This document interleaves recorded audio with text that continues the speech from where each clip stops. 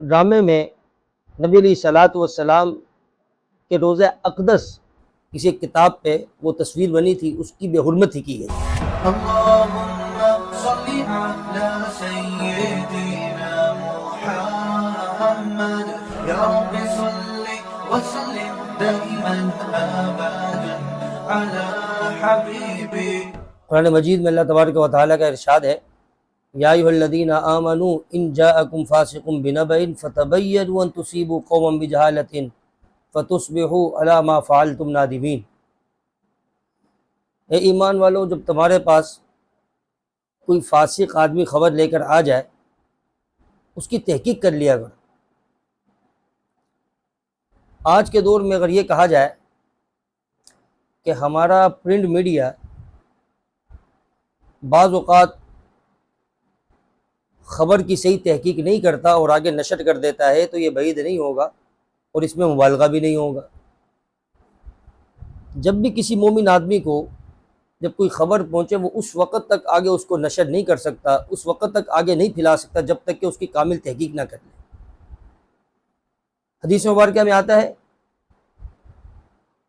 کہ آدمی کے جھوٹا ہونے کے لیے اتنی بات کافی ہے کہ وہ ہر سنی سنائی بات آگے پہنچا دے۔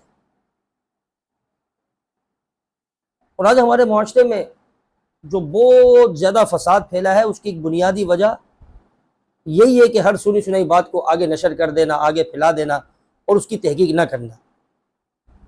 جب بھی کوئی بات پہنچے، جب تک اس کی کامل تحقیق نہ ہو، جب تک اس بات کی تہ تک نہ پہنچا جائے، اس وقت تک آگے اس کو نشر کرنے کی اجازت نہیں ہے۔ ہاں، جب تحقیق ہو جائے اور یہ بات یقین تک پہنچ جائے کہ یہ بات بالکل سچی ہے، اس میں کسی بھی طرح کی کوئی دغا بازی اور کوئی جھوٹ شامل نہیں ہے، پھر آگے اس کو نشر کر سکتے ہیں۔ اور میڈیا میں کبھی جھوٹ کو سچ اور کبھی سچ کو جھوٹ بنا کر دکھایا جاتا ہے، اور ہمارے دین کے معاملے میں سیدھے سادے مسلمان بھائی اور بہنیں وہ اس پروپیگنڈے کا شکار ہو جاتی ہیں اور اس بات کو آگے نشر کرنا شروع کر دیتے ہیں۔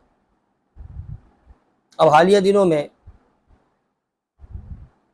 آپ نے دیکھا کہ جیو نیوز نے خاکے شائع کیے، اور اسی طرح کسی ڈرامے میں نبی علیہ الصلاۃ والسلام کے روضہ اقدس کسی ایک کتاب پہ وہ تصویر بنی تھی، اس کی بے حرمتی کی گئی۔ اور یہ ایک نیا واقعہ نہیں ہے، یہ ان واقعات کا تسلسل ہے جو شروع سے چلے آئے ہیں، اور جب تک اس کی روک تھام نہیں ہوگی، ہمارا مطالبہ ہے کہ اس طرح کے جتنے بھی پرنٹ میڈیا چینل ہیں ان پر مکمل طور پر پابندی لگائی جائے، اور قطعاً ان چینلوں کو نہ کھولا جائے جب تک کہ وہ اس بات سے توبہ طیب نہ ہو جائیں کہ آئندہ اس طرح کا مواد یا اس طرح کی کوئی چیز وہ نشر کرنے سے باز نہ آ جائیں، اس وقت تک ان پر پابندی لگائی جائے۔ یہ ہمارا مطالبہ ہے۔ یہ کیا بات ہو گئی؟ جو بھی اٹھ کے آ گیا، وہ کبھی شاعر اللہ میں سے کسی ایک کی توہین، کبھی دوسری چیز کی توہین، کبھی تیسری چیز کی توہین، کبھی چوتھی چیز کی توہین۔ یہ ایک ڈرامے بازی ہے۔ تو ہمارے لوگوں کو ہوش کے ناخن لینے ہوں گے اور ان باتوں پر توجہ دینی ہوگی، اور دین کے جو شاعر ہیں کسی بھی طرح اس پر کوئی آنچ نہ آنے دیں۔ ہمارے لوگوں کو متوجہ ہونا پڑے گا اور سوشل میڈیا پر اس پر احتجاج ریکارڈ کرانا ہوگا، تاکہ آئندہ کبھی کوئی چینل اس طرح کی جرت نہ کرے اور اس طرح کا مواد جو قابل اعتراض ہو اس کو نشر نہ کرے۔ یہ ہم سب کی ذمہ داری ہے۔